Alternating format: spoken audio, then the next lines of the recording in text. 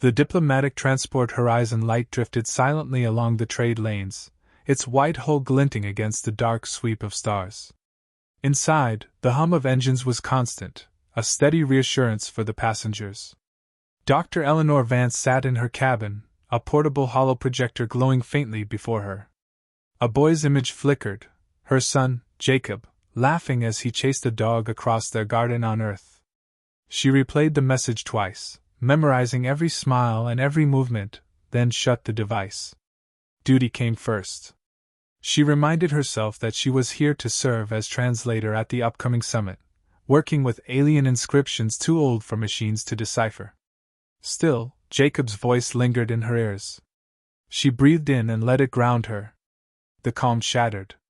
A tremor shook the hull, followed by a deep metallic groan. Warning klaxons blared, red lights strobing in the corridor. Eleanor leapt from her seat, clutching her data case.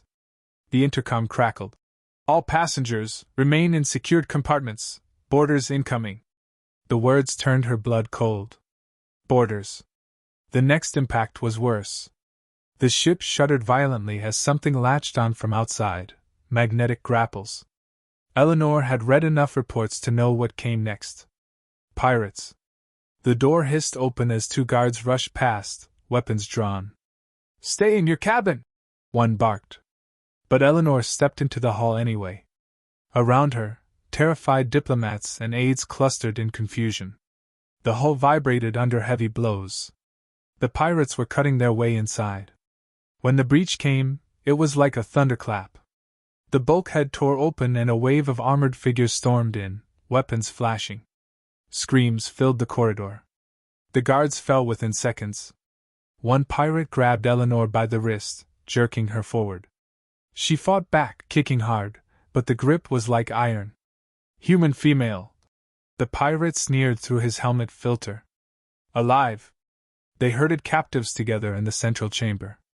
Eleanor stood shoulder to shoulder with frightened dignitaries, forcing herself to stay calm. The leader arrived, Captain Carzol. His scales glistened like black stone, scars tracing across his broad jaw. His eyes were yellow, reptilian, full of amusement as he studied the captives. "What a pathetic haul," he growled in his guttural tongue, which Eleanor understood all too well. "Scraps and soft skins." A smaller crewman shoved Eleanor forward. "This one resists. A human mother by her scent." Carzol loomed over her, towering nearly a head taller. "A mother? How quaint. Fragile bones, small lungs, what value could such prey hold?" Eleanor straightened her back, meeting his stare. Her voice was calm, steady. "You don't know what you've done." The crew laughed. Carzol's jagged teeth glinted in the low light. "Bold words from livestock." He gestured. "Take her. I'll decide later if she's worth a ransom or just amusement." They dragged her down steel corridors into the brig, tossing her into a narrow cell. The heavy doors sealed with a metallic hiss. Eleanor sat on the bench, heartbeat pounding but face composed. Panic threatened, but she crushed it down. Jacob needed her alive. Breaking down would serve no purpose. She studied the walls, noting the panel seams, the vent systems. Every detail mattered. Her late husband's voice echoed in her mind: observe, endure, wait for the chance. He had been a Marine, lost in a skirmish on Titan's frontier. She had watched how soldiers endured fear without letting it master them. Now, she would do the same. The brig guard leaned casually against the door, smirking through the bars. "Humans beg quick," he said in broken standard. "Scream now, little mother. Save yourself the trouble." Eleanor met his eyes. "I'll scream when I see something worth fearing." The guard frowned, unsettled, shifting his weight. He muttered something under his breath and looked away. Hours dragged, but Eleanor did not falter. She replayed Jacob's message silently in her mind, each memory a shield against despair. She thought of Earth's reach, of the task forces stationed not far from this sector, and the protocols that activated when a human diplomat went missing. She knew what would come. The only question was when. In the mess hall above, the mercenaries feasted on stolen goods. Laughter echoed as they divided loot, but Eleanor's words lingered among them. One crew member asked, "Why did she not beg?" Another dismissed it with a snort. "Humans act tough. They break easy." Yet even mockery could not hide the seed of doubt. Later, Karzul himself came to the brig. He regarded Eleanor through the bars, his grin wide and sharp. "Still silent, human? No tears, no pleading? You'll find my patience short." Eleanor rose slowly, meeting him eye to eye through the barrier. Her tone was even, deliberate. "I already told you. You made a mistake." He chuckled, low and dangerous. "The only mistake was not gutting your ship faster. You think your kind frightens me?" Her lips curved in the faintest suggestion of a smile. "Not yet."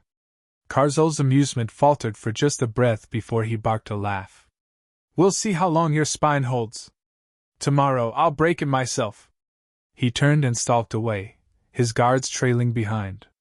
Alone once more, Eleanor sat back on the bench. The cell was cold, but her resolve burned hotter than fear. She whispered into the stillness, each word a promise. "You don't know what you've taken. And you don't know what's coming." The brig door screeched open with a hiss of hydraulics. Eleanor lifted her head, calm but alert. Two mercenaries entered, their rifles slung low, and motioned her out. She stood without resistance, her posture deliberate, not submissive, not defiant, simply controlled. They escorted her through the dim steel corridors of the Iron Fang.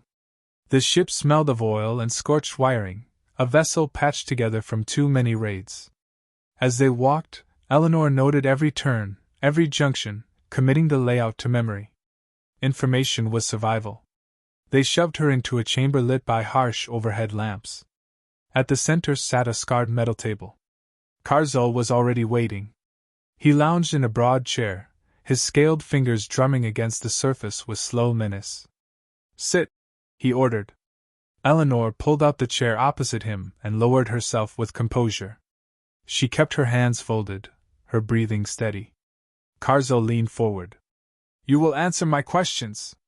Your government will pay to see you returned, yes?" Eleanor studied him before replying. "Do you imagine Earth bargains with raiders? You know so little of us." The captain's lips peeled back in something between a grin and a snarl. "You think to scare me with words? You are one mother alone in the void. I have crushed fleets and burned colonies. What makes you believe your people will even come looking?" Eleanor held his gaze. "Because I am a mother. And we are human. That is all the reason they need." For the first time, silence lingered. One of the guards shifted uneasily. Karzul barked a laugh to cover it. "Humans cling to sentiment. It is weakness." "Sentiment," Eleanor said softly, "is why you should be afraid. When you take one of us, all of us remember. And none of us forget." The room seemed to tighten around her words. Karzul slammed his fist onto the table. "Enough! You will give me ransom codes, contact links, something of value, or I will tear the location of your world's colonies from your tongue." Her voice did not rise, but her words cut sharper than a blade. "If you lay one finger on me, Earth will erase you. Not today, not tomorrow, perhaps not even this year. But it will happen. Because once we start hunting, we do not stop." The younger guard glanced nervously at the door, as if expecting something to come bursting through it. Karzul noticed, sneered, and barked. "Leave us." The guards hesitated, then obeyed, leaving Eleanor and the captain alone. Karzul leaned closer, yellow eyes narrowing. "You spin myths. That is all. You think to frighten me with tales of your kind's wars." Eleanor let the faintest smile touch her lips. "Myths? Tell me, Captain, do your historians speak of Earth's first century in space? Of the rebellions, the wars fought to the last soldier, the colonies that rose from ashes instead of surrendering?" He frowned. "Stories. No," she said firmly. "History. Humans survive what should destroy them. And when you threaten our children, we do more than survive, we retaliate." Karzul opened his mouth to retort, but the intercom crackled. "Captain, sensor sweep detected faint signatures trailing us. Could be traitors, could be nothing. Silence! He snapped. His gaze flicked back to Eleanor. She tilted her head, expression calm. They're already here. His jaw tightened. Coincidence. Eleanor leaned back, folding her arms. Believe what you like. But understand this, even if no ships shadow you now, they will come. Humans never leave their own behind. And when they arrive, you will wish you had listened. Karzul growled, rising to his feet. His shadow loomed over her, but she did not flinch. I should kill you now. You won't, she answered. Because a dead captive earns you nothing. And because if you strike me, you'll never learn how close they are. For a long moment, the only sound was the hum of the ship's engines. Karzul slammed his clawed hand onto the table once more, then stormed toward the door. Eleanor spoke quietly, but the words carried. You've chained yourself to a storm you cannot control. He froze, shoulders tense, before forcing himself to laugh. Without looking back, he strode out. Hours later, Eleanor was returned to her cell. The guard who shoved her inside did not meet her eyes. When the door closed, she sat again on the bench, exhaustion creeping in, but she kept her back straight. The faint scrape of footsteps outside drew her attention. A younger mercenary lingered by the door, speaking low so others would not hear. Is it true? He asked. What you said, that humans always come? Eleanor studied him through the bars. We don't abandon family. Not ever. The mercenary hesitated. If that is true, then we are already doomed. You said it, not me, Eleanor replied. The youth hurried away before he could be seen, but his fear was obvious. Later, Karzul addressed his crew in the mess hall. Do not listen to the human's lies. She weaves tales to frighten children. But the doubt lingered. The younger raiders exchanged uneasy glances, voices hushed. Eleanor's calm warnings had burrowed deep. And when another sensor ghost appeared, a flicker on long-range scans quickly gone, whispers spread faster than Karzul's threats could stamp out. Back in her cell, Eleanor closed her eyes. Jacob's smile filled her mind. She whispered to herself, a vow and a weapon both. Hold on, my son. They don't know it yet, but their time is already ending. The Iron Fang dropped out of faster-than-light near the pale bands of the Lion 9, its engines crackling with strain. The mining station ahead spun slowly in orbit, its once busy docks now rusting, operated only by scavengers and smugglers. Karzul stood on the bridge, his voice sharp. Doc. Sell the cargo. The human goes last. She will fetch more than relics. His crew obeyed, but unease simmered. Eleanor felt it in the way their eyes slid away from hers when they passed her cell. The whispers had grown since her interrogation. Some were convinced human warships already tracked them. Others muttered that she cursed the ship with every calm word she spoke. When two guards hauled her toward the bridge, she didn't resist.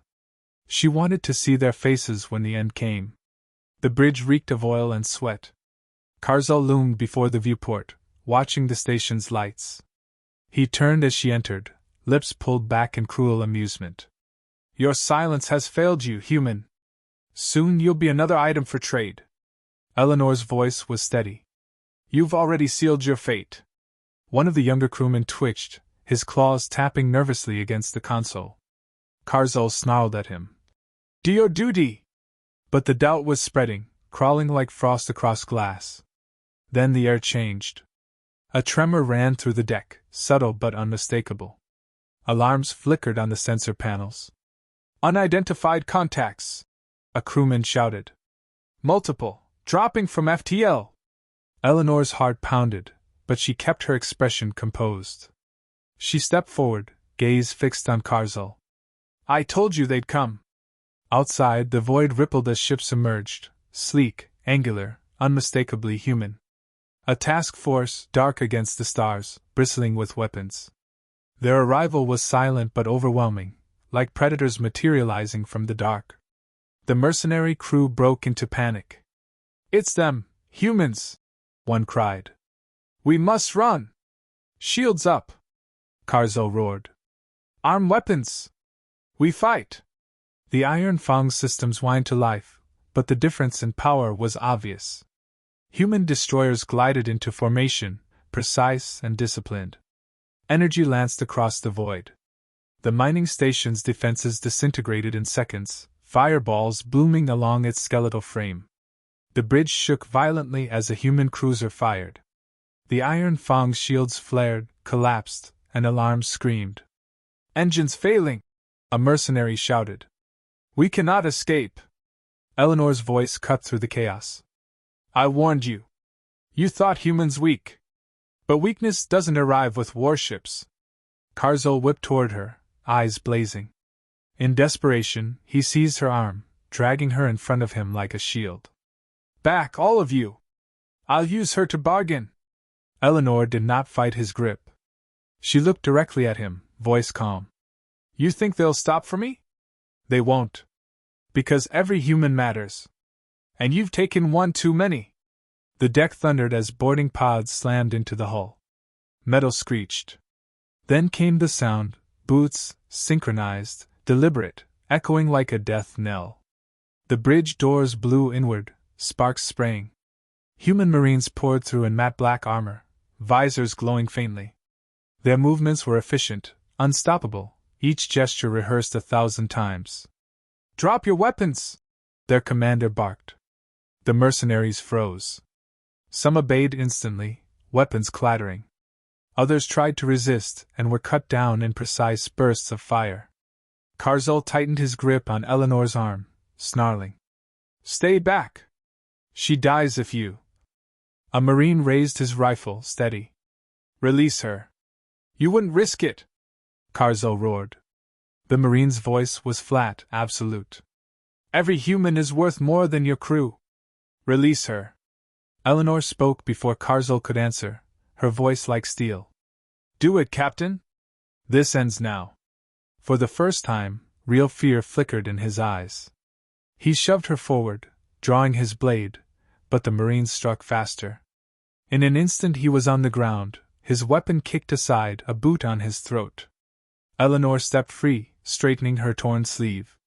She looked down at the mercenary who had mocked her as fragile. "I warned you. You just didn't listen." The Marines secured the bridge, shackling those who surrendered. Fires burned along the ruined consoles, casting red light across the defeated crew. The commander approached Eleanor, visor retracting to reveal a human face beneath. "Dr. Vance? You're safe now." Relief surged through her, but she kept her composure. "Thank you, Captain. I knew you'd come. Protocol's clear," he replied. "No human left behind." She allowed herself the smallest nod. Behind her, Karzul struggled against his bonds, spitting curses. "We didn't know she was important." The commander turned his gaze on him, voice like iron. "Every human is important. Remember that." Eleanor stepped closer, her tone low enough only the mercenaries could hear. "Tell every raider you meet. Taking a human is not profit. It's suicide."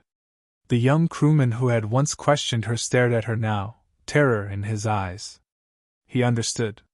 They all did. The Marines led Eleanor through the corridors, past bodies and surrendered fighters. Boarding parties moved with ruthless precision, clearing decks, locking down systems. In minutes, the Iron Fang was no longer a predator but a carcass under human control.